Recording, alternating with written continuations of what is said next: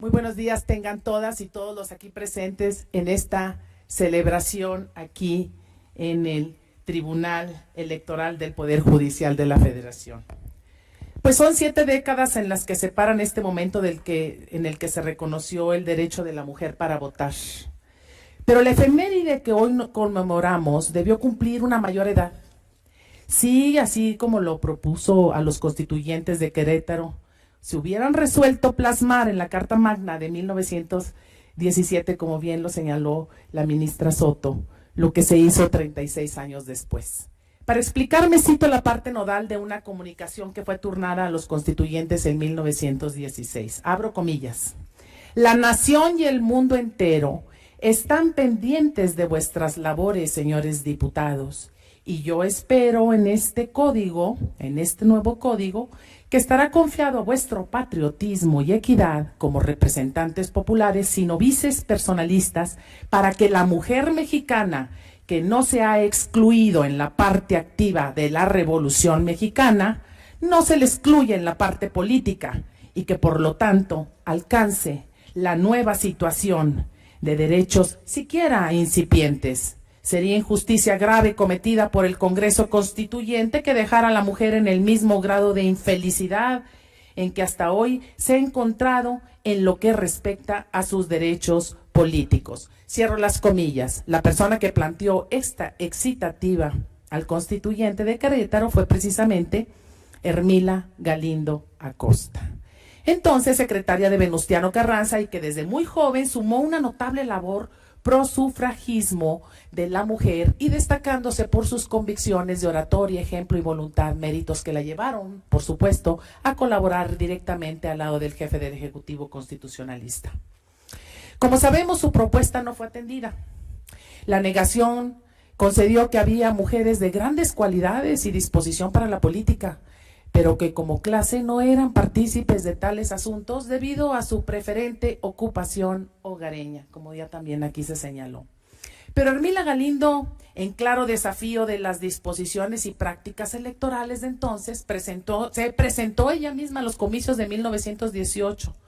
Ella presentó su candidatura a diputada federal por el 5º distrito en el Distrito Federal, donde fue derrotada en condiciones claramente inequitativas, pues el padrón respectivo carecía de registro de mujeres, o sea, eran puros hombres, lo que de antemano la colocaba en abierta desventaja. Compitió y admitió su derrota, pero Ermila dejó claro que el camino de una lucha era para conquistar los derechos. Debemos citar también lo sucedido en diversas entidades de la República, por ejemplo, en 1917 en Guanajuato, que se contemplaba el derecho a votar de la mujer bajo ciertos requisitos. En 1922 en Yucatán se permitió la participación de las mujeres en la vida política de la entidad, otorgándoles el derecho a votar y ser votadas a nivel municipal y estatal. En el 23, Elvira Carrillo Puerto fue elegida diputada en el 5º distrito del Congreso de Yucatán, y lo mismo Beatriz Peniche y Raquel Dism, quienes también ocuparon cargos de elección a nivel local. Sinaloa reconoció a las mujeres en la ciudadanía en el 22, en 1922. En Tabasco se permitió a la mujer el derecho de votar y ser votada a nivel municipal en el 25, ya lo habíamos platicado. Y para 1936, Puebla también reconoció la ciudadanía de las mujeres, al igual que Chihuahua y Durango en 1939. Nayarit reconoce a las mujeres el derecho de votar y ser votadas en 1947 y posteriormente en Hidalgo y Jalisco en 1948. Aguascalientes en 1950. Hago esta referencia con el objetivo de resaltar que la reforma constitucional de 1953 tuvo tras de sí una historia de acciones, propuestas, de luchas e iniciativas que pugnaron por ese derecho que hoy estamos celebrando. A partir de entonces, la mujer irrumpió en la vida política del país en forma incremental, obviamente con vaivenes, como bien lo dijo la ministra, las ministras. Entonces, avanzamos en cuotas obligatorias para la participación política de las mujeres como acciones afirmativas, estableciendo la ley electoral de 1996. la obligación de los partidos políticos de consolidar el famoso 30%, que les quiero comentar que dimos una batalla tremenda, por ejemplo, en el instituto político al cual yo pertenezco, que es el PRI, lo dimos en el seno de la asamblea y fue tremendo, pero tremendo, en la legendaria mesa número 3. La mayoría nos coreaban y nos decían, y bueno, ya lo puedo decir porque además ya es historia, obviamente nos decían las mujeres a la cocina y los hombres a la oficina. Pero nosotras estuvimos al pie del cañón ahí y esto se dio para cambiar los estatutos, en este caso de mi instituto político, y así creo y tengo entendido que fue en otros partidos también. Entonces, ya las candidaturas para mujeres en el 2008 ya se dio, la cuota de paridad aumentó al 40%. Recordemos que además se penalizaba a los partidos que podían perder hasta el registro si no acataban esa acción afirmativa. En el 2014 incorporamos el principio de paridad en la Constitución, es decir, pasamos de las cuotas a la paridad, y les quiero comentar otra anécdota. Yo era en ese entonces senadora de la República y éramos bastantitas mujeres, y en ese entonces el Ejecutivo había ya sembrado, es decir, había mandado ya las famosas reformas estructurales. ¿Se recuerdan? La reforma energética, la reforma educativa, que fue muy polémica, la reforma de telecomunicaciones, entre otras. Y entonces nos juntamos las mujeres en lo privado de todos los partidos, y entonces dijimos, a ver, es el momento de que no vayan a encorchetar, es decir, a guardar la reforma que había mandado el propio Ejecutivo, que era la de la paridad constitucional, y que la fueran a guardar y que la fueran a encorchetar, que porque no era el momento, que primero las otras reformas. Entonces nosotros nos armamos de valor, fuimos en lo privado a ver a los coordinadores, especialmente al coordinador de la mayoría, y le dijimos, si no hay reforma constitucional de paridad, no hay reformas estructurales. Entonces se pusieron en alerta, y lo que quiero decir con esto es que así se sacó la reforma, con una negociación. Y como eran 11 reformas y la otra dijeron, bueno, pues vamos a concederla, pero además era una reforma del Ejecutivo, ¿sí? Entonces, que además cumplía con el ODS de la Agenda 2030, que había una presión internacional, y existe todavía la presión internacional para cumplir con el ODS, es decir, el Objetivo de Desarrollo Sustentable de la Agenda 2030, el número 5, que implica igualdad entre hombres y mujeres. Entonces, así fue como salió esta reforma.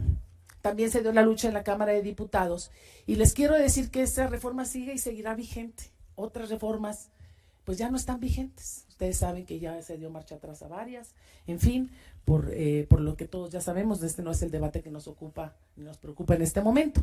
Entonces, también quiero hablar del candado que se estableció, el candado para que las fórmulas electorales, tanto titulares como suplentes, fueran mujeres, y que ya se eliminara de nuestras vidas políticas lo que es el juanismo. Se recordarán ustedes del juanismo.